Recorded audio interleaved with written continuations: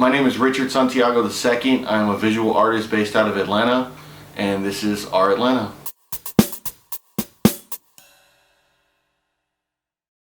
I started playing with crayons when I was an infant. My mother used to draw portraits for money when I was a kid, a long time ago in the Bronx in New York City, where I'm originally from. She used to get paid for it. I used to watch my mom sit there for about an hour or two, and she'd do portraits for money. And that's when I realized that as far as a career and as far as what I wanted to do to make money, I wanted to do something with art, whether it was drawing portraits or, you know, getting my hands covered in paint, anything I could get my hands on. That's how it started out. I decided that that's what I wanted to do it for as a career. In high school, my art teacher took a special interest in me and started enrolling me in special classes and giving me special attention. Like, he went out of his way one year to get me an airbrush set because I told him I wanted to dabble with airbrush, so he pulled some strings and got me an airbrush in high school. I'm really passionate about the art because you know, I grew up watching cartoons, I grew up reading magazines, things that featured a lot of artwork, and that's what made me want to do it. I mean, I just knew one day that I really had to have some of my artwork published in a magazine somewhere at some point in my career, and that's what I shot for, and that's what I achieved. What stands out the most, I think, is having to adjust to a new city. I moved around a lot throughout my life. We started moving when I was about 9 years old. We ended up in Atlanta, Georgia when I was around 14. I moved back to New York City. To make a long story short, I've lived a lot of places. What I've had to sacrifice is losing friends. I make connections, people that I think I'm going to grow up with my entire life, and we're going to know each other and have barbecues and watch the game. None of that ever happens because I'm constantly moving.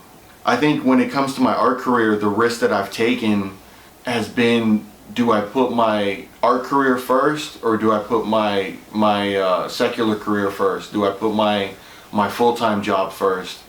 And the biggest risk for me is that sometimes I do put my art first, and sometimes the full-time job will suffer, or not.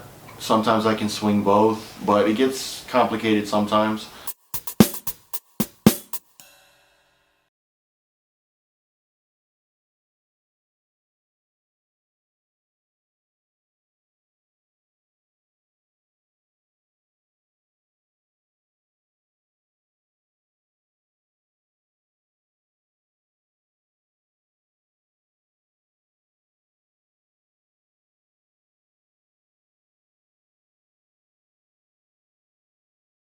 If you're going to be dealing with a Fortune 500 company, so managing personalities is a big one. You know, thank God every day that you're breathing. I mean, really, I'm just fortunate enough to have done what I was able to do in my art career and talk about it with you here today. I've had a really long career. I think that I'm grateful for, and I'm very thankful to have had. I've been going as an artist strong for about 20 years now.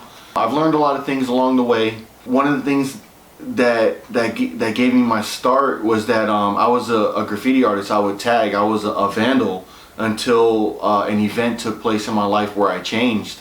In 1995, Eddie Granderson and Ted Michelson. Ted Michelson is a photographer known here in Atlanta. Eddie Granderson is an art director at the City Hall Gallery East at the time in 1995, and I did a draft for a show. What they did was Ted Michelson and Eddie Granderson got together and wanted to do a show. They wanted to take inner city urban youth, the real vandals, and put them in an art show, get them to talk to mentors and see if they can turn their life of vandalism into a career of art. Well, I was one of the graffiti artists in Atlanta in 1995 that was chosen for this show along with 15 others. I did a draft for it. The draft turned out very well, and then they gave me the Masonite canvas that I was to paint the graffiti piece on, and I painted the piece. Eventually the show was over, I think in about a month. The pieces that didn't sell were donated. So I ended up donating that painting to a community center in I think it's in Glenwood. I can't remember where the community center is. About a year after that art show, about a year in 1996, I was featured in the AJC. They did a piece on me because I was painting a graffiti piece legally for the King Clout Art Center. We had a show there. It must have been about 30 other artists, and the Atlanta Journal-Constitution came around and interviewed me and snapped a picture of it. So I like to dabble around in publishing. I love to see my work in print. So in 1999, a magazine came out here in Atlanta which blew up like virtually overnight. It was called Elemental Magazine. And Elemental Magazine featured, it was actually called Elemental Magazine Underground Culture. And they featured the underground scene here in Atlanta, Georgia. So I ended up getting in contact with the creative director at Elemental Magazine, and I spoke to him about doing a comic for his magazine. Well, he liked the idea. We met up in Little 5 Points. I showed him my portfolio. He loved the comic book idea that I did. It's called Santiago's Broken Glass. Basically, he loved it. It was my first, I guess you could say, big job in publishing, because I was going to be doing a 2-page comic strip every month for this magazine. I did that, and what was really cool was he let me do whatever I wanted. Before we met, I had already prepared 4 pages for him to look at so that he could see where my head was at as far as this comic strip for the magazine. I didn't just want to talk to him about it, I wanted to show him what it would look like. So he took a look at it, he liked it, and then it was published for about a year, every month for about a year. One of the cool things was that he offered to give me any type of opportunities for making money, which of course I was totally interested in. One of the country's largest ad agencies called his magazine looking for me, and they had told him, we saw one of your artists in the magazine, we want to know if we can get in contact with him, if you can put us in contact with him, because we'd like to hire him for a project. I did a few projects with them. The name of the company was Burrell Communications Group LLC and the American Legacy Foundation. One of the biggest projects of my career was an ad called Truth, and it was for the anti-cigarette smoking campaign Truth, and they did an ad that was to be featured in 5 major magazines, 4 issues apiece.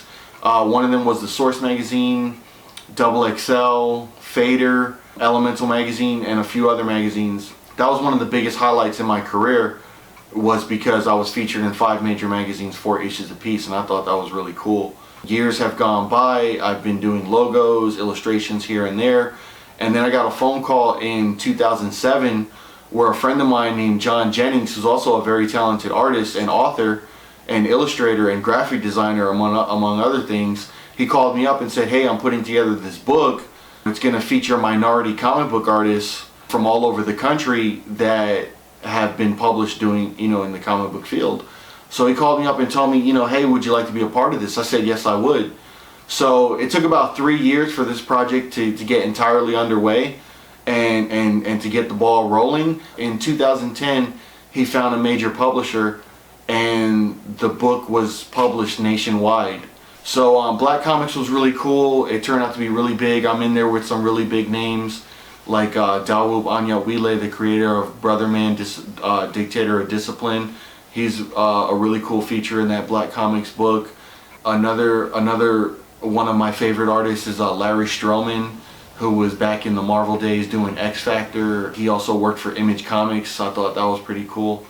In between these highlights in my career, and in between these highlights on my resume, the Fortune 500 companies like Adidas and Sprite and whoever else, I'm still doing art in my spare time, creating, whatever comes to mind and whatever I feel needs to be put down on paper. Alright, my advice for young and up-and-coming artists: hang in there, never give up, set goals for yourself. Where do you see yourself in 5 years? What would you like to have accomplished in 10 years? Or even in your entire lifetime, what would you like to look back on when you're on your deathbed in your last day saying, what did I accomplish in my life? What did I do? So set goals for yourself and make them high too. Don't be afraid to set the bar really high on your goals, because it might take a few years of preparation, but eventually you will achieve what you set out to do. Managing client personalities is a big issue. Also managing my own personality as an artist, because I got to deal with, my own personal frustrations or pet peeves and things like that in my art career. Also practice and build on your talent and your ability, because one of the reasons why I was so successful in being published and also being featured as an artist was because I had the level of skill that the industry demanded. So if you really want to meet these high standard goals, you're gonna have to set the bar high on your practicing as well. You got to get good at what you do, and you got to be pretty much better than everyone else at it if you're gonna be that star quality player that stands out to those Fortune 500 companies. It worked for me and it can work for you. Give it a shot, and I wish you the best. If you need any free advice, I offer free advice, free counseling. Let me know if you have any questions about whatever we talked about today. Feel free to contact me, shoot me an email. I'll give you the best professional advice that I possibly can. Well, I'd like to give a special thanks to God, Heavenly Father, Creator, because I wake up each day and I'm just grateful just to be here. I'd like to thank Victoria Hall, the mother of my daughter, for all her help and her support over the years. I'd like to thank Eddie Granderson and Ted Michelson for the graffiti art show in 1995 that got me away from vandalism and put me more towards turning my art into a career. Thank you for that. There's a list of people: Totem 2 from Burn Unit, Alex McCracken in San Francisco, Elemental Magazine when they were around, Adam Wright, Matt Wright, like to say thanks to them. John Jennings and Damian Duffy, thanks for getting into the Black Comics book. I can't list everybody, and I'm sorry if I forgot a name here or there, but everybody contributed to me getting to where I am today, and I'm very grateful for that. So thank you, friends and family, and wish you the best. Don't forget to subscribe. #RAtlanta. It's the coolest place to get the coolest interviews, so check it out and tell your friends.